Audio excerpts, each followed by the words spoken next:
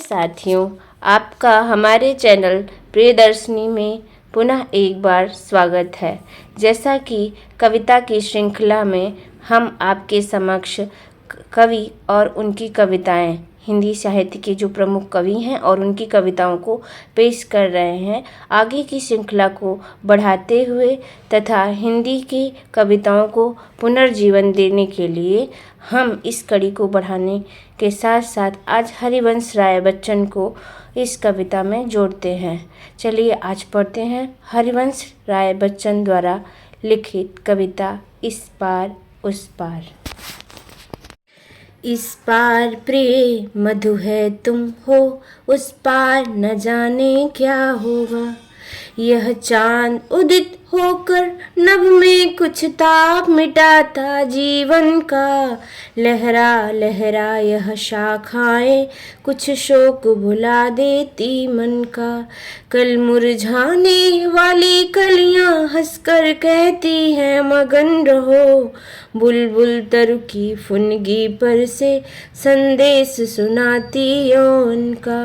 तुम देकर मदिरा के प्याले मेरा मन बहला देती हो।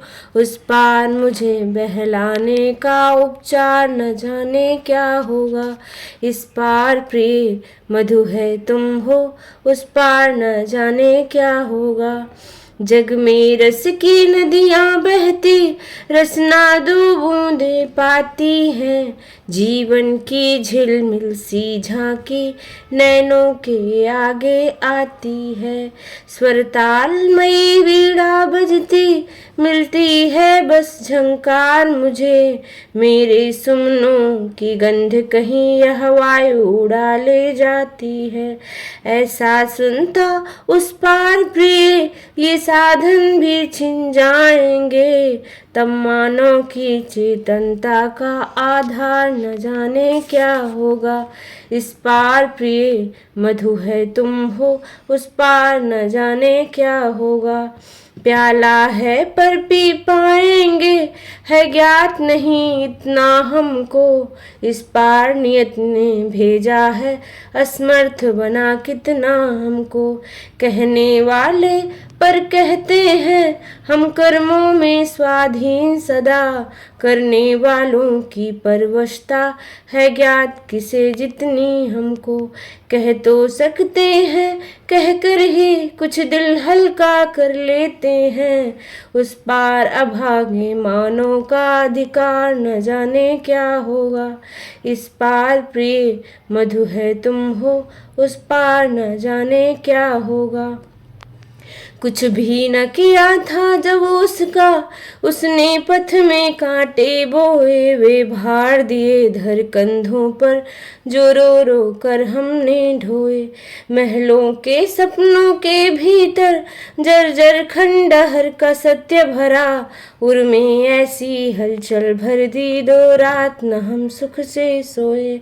अब तो हम अपने जीवन भर उस क्रूर कठिन को कोस चुके।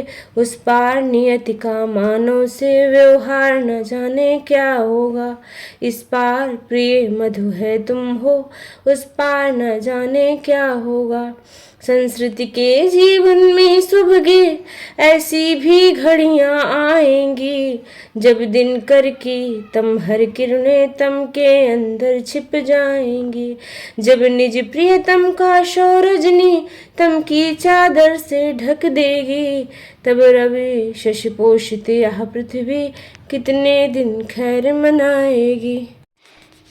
प्रस्तुत कविता इस पार उस पार का ये भाग 1 है और अगला भाग हम अगले वीडियो में आपके समक्ष प्रस्तुत करेंगे।